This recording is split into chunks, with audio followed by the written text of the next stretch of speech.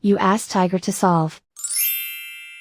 This deals with linear equations with one unknown. The final result is x equals 2. Let's solve it step by step.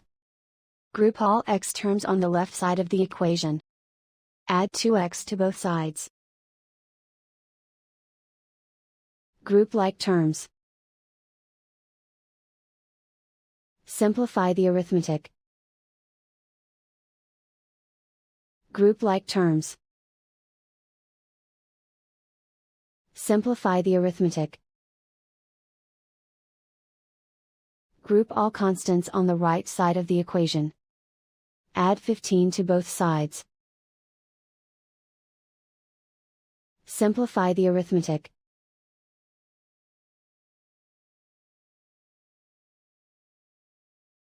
Isolate the x. Divide both sides by 6. Simplify the fraction. Find the greatest common factor of the numerator and denominator. Factor out and cancel the greatest common factor.